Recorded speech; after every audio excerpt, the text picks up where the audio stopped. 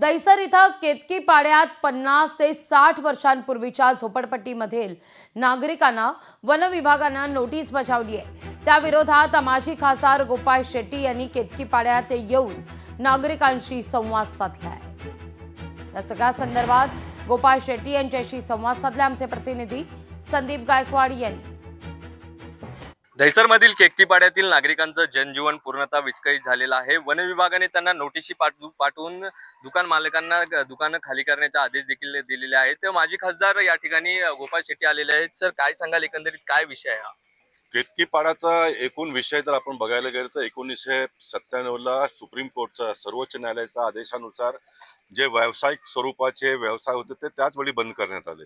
केतकी पाड्यामध्ये विस्थापित सर्व लोकांना पर्याय जागा देऊन त्यांना स्थलांतरित करण्याचा आदेश सुप्रीम कोर्टने दिला होता। नॅशनल पार्कचा मुद्दा जो होता त्यावेळी कोर्टात लोक गेले होते पॉल्युशनचा हा मुद्दा घेऊन। ज्या व्यवसायाने पॉल्युशन क्रिएट होतो त्या व्यवसायावरती बंदी करण्यात आलेली।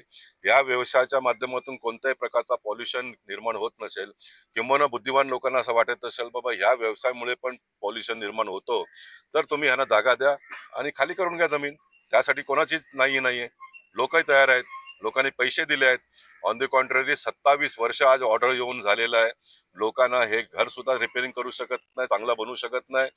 जो मुलगा ऑर्डर आला असताना बाळ जन्माला आला असेल तो आज मोठा होऊन त्याची लग्न होऊन त्याची मुलं झाली आहेत आणि सरकारच्या माध्यमातून यांना घर मिळत नाहीये आणि लोकांना अशा प्रकारचा जीव मुठीत घेऊन जगावं लागतो। मी एक माझी खासदार म्हणून नगरसेवक पासून तर खासदार पर्यंत माझा काम करण्याची मला संधी दिलेली आहे। मी अजिबात केतकी पाड्यातल्या लोकांवरती अन्याय होऊन देणार नाही।